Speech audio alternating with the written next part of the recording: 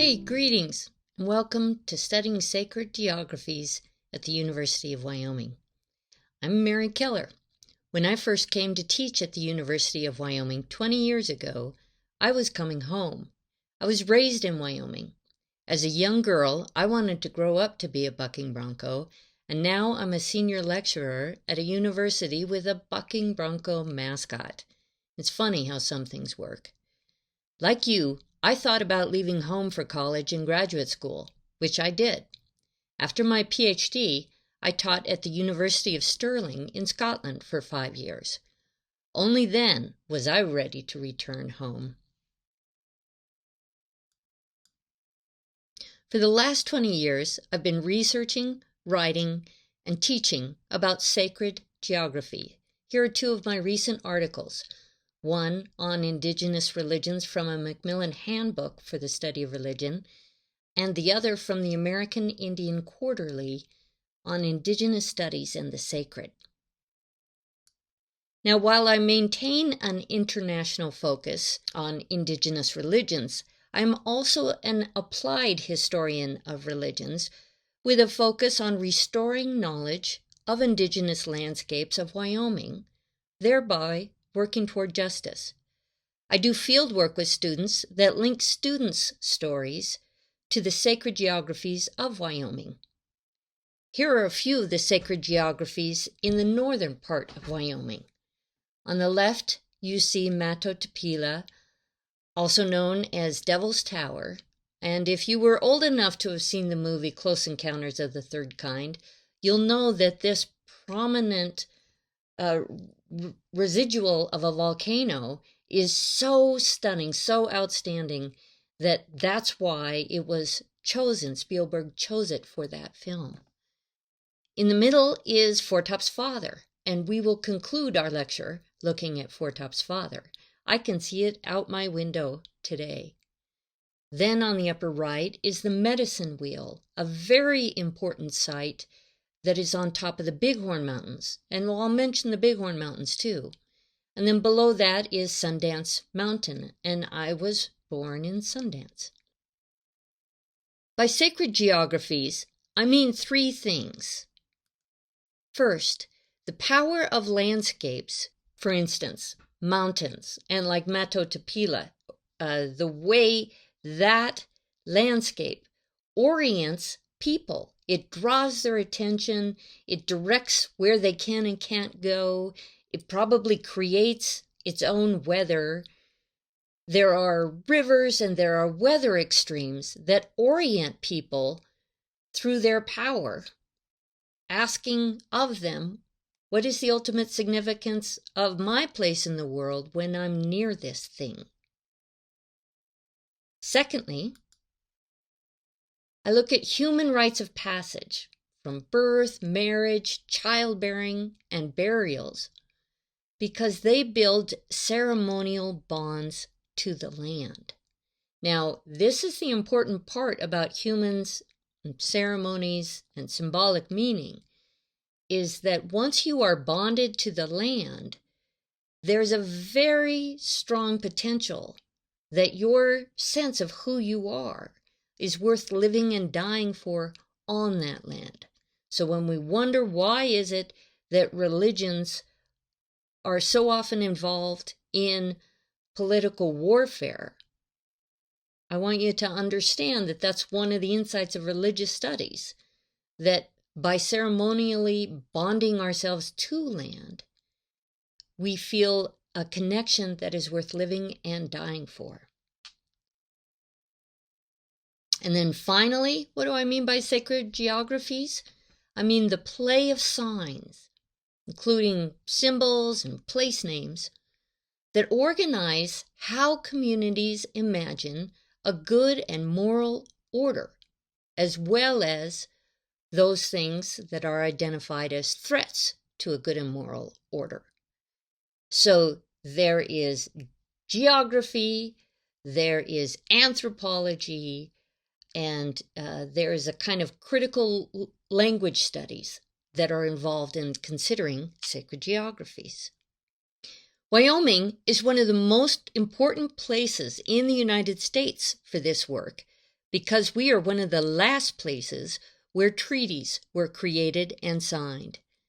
There's a reason Wyoming was the last place for treaties.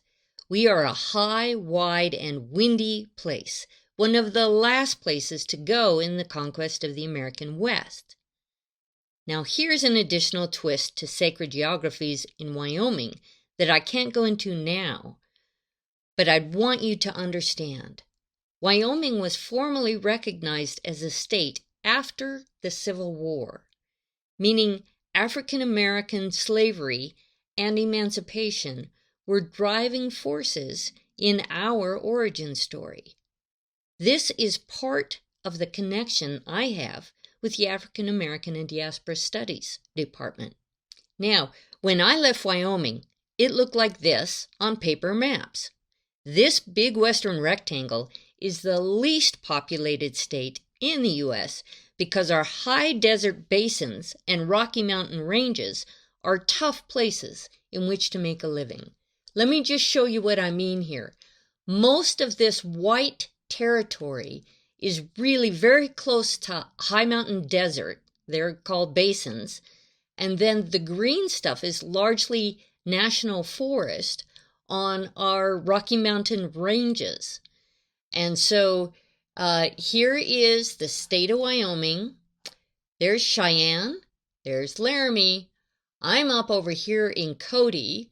We're going to look at a mountain, Heart Mountain, Fort Tops Father, right there. We're going to talk a little bit about the Bighorn National Forest. And then right here is the Wind River Reservation, about 2.2 million acres. And so we'll talk about the Eastern Shoshone and Northern Arapaho who are there. So it's the least populated state in the U.S. because our high desert basins and Rocky Mountain ranges are tough places in which to make a living, even for the Plains Indians of the region. Ingeniously, they built the fabric of their culture on the American bison. But the combination of European diseases, military campaigns, and the elimination of buffalo left the tribes vulnerable in this rough land. So recent demographics describe Wyoming as 91% white and approximately 3% Native American and 3% people of color. And that the people of color include African Americans, Hispanics, South Asian, and East Asian people of descent. Aware of international indigenous peoples movements, I started with this international context. And then here we get closer in on North America. And these maps are interactive maps that you can get to by going to nativeland.ca. It's a project out of Canada that helps restore the territorial maps of Indigenous peoples. And now this, when I came back, is what that postage stamp was starting to look like for me. This image shows us the traditional ranges of Plains Indian in Wyoming. And where we saw the Wind River Reservation is going to be right about there. Now, I also, when I came back, could see those other layers that I alluded to earlier, including moments when African Americans sought out Wyoming as a place to start a new life, and Wyoming was a very hard place for them to do so. I also was I'm working in part of a time where we're not looking away from the dark moments, but rather, especially in terms of sacred geographies, I can look right at things like the Sand Creek Massacre Trail, which now there are road signs in Wyoming that show that. And then in Rock Springs, there was a massacre of Chinese railroad workers. So Wyoming might be 91% white in its makeup now, but there are many sacred geographies underneath. So I not only can see the indigenous territory, but also 4 competing, interlocking sacred geographies. And of course, that white settler colonial layer is the 4th of those. Now, let's transition to a focus on indigenous sacred geographies. Here's a broader look at the tribal territories. And so there's your Wyoming, Colorado, Utah, Idaho, Montana. But you can see our little square stamp right there. And here you see the name the Crow, and Wind River Shoshone. And these are the 2 we will mostly be looking at. The Arapaho, part of that Sand Creek Massacre, took Arapaho people up north into Wyoming, and that is where they end up staying on the reservation. If you come to Wyoming, I hope you'll take the time to learn about the challenging history of the Eastern Shoshone and Northern Arapaho as they try to make a good moral order on the Wind River Reservation. So there were no less than 14 tribes who have stories about moving across the lands we now call Wyoming. Now, one of these earliest treaties, the Fort Laramie Treaty of 1851, declared these 33 million acres. So let's get oriented. There's Wyoming again. There's Cheyenne. So this is 33 million acres in 1851 were ascribed to being Crow territory. We're going to zero in on Four Top's father, a mountain that lies just about here. You can see how, here we are with Wyoming and Montana. You can see how from that 1851 treaty, which has the 33 million acres, over time, the territory for the Crow was carved down to this widest little section here by 1904. So within 50 years, the creation of the statehood of Wyoming, which included that straight line, dispossessed the Crow people. The Apsaalaka is the name they call themselves, and Apsaalaka means children of the large-beaked bird. The Apsaalaka lost more than half of their original territory. And again, this blue marker is showing you where Heart Mountain is. So you can see how it was really right halfway across their territory, north to south. So, with the Fort Laramie Treaty, there were 33 million acres. By 1868, all Wyoming land was removed with that straight line, the state line. And the remaining land is about 2.2 million acres. When I got back to Wyoming, I started looking for the storytellers. I began working with Grant Bulltail.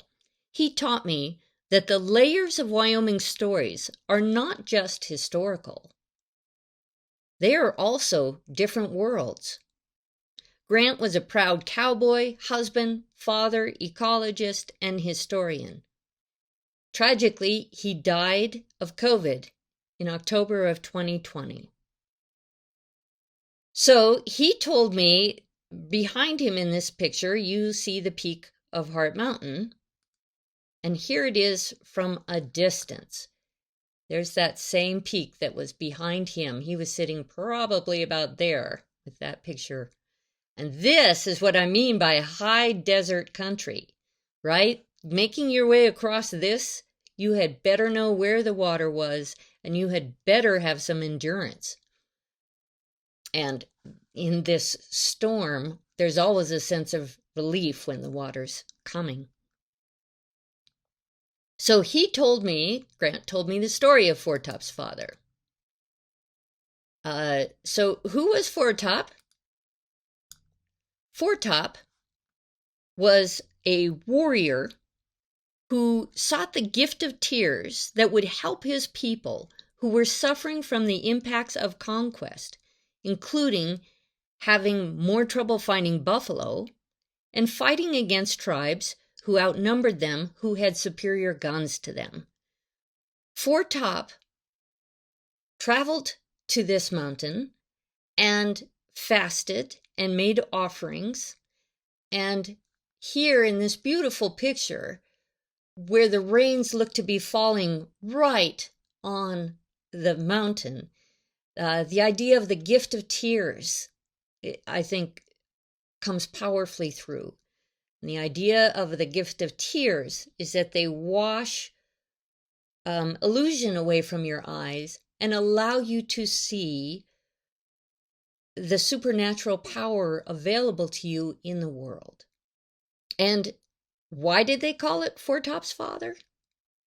Because after his experience on the mountain, he had great success in finding food and surviving battles. It was clear from his success to his people that the mountain had adopted the man. The mountain was their protective relation. It was Four Top's father. In a letter, he explained the power of the mountain as a sacred geography where humans can encounter the ultimate source of energy if they humble themselves and make offerings.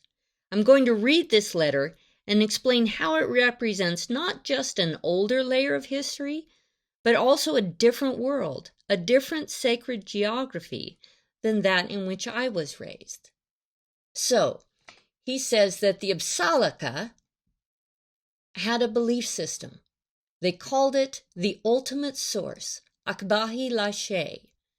The Apsallaka were thoroughly overwhelmed by Akbahi Lashe, a connection of a force that does the overcoming and whose powers are limitless. Let me correct that. It's a conviction of a force that does the overcoming and whose powers are limitless.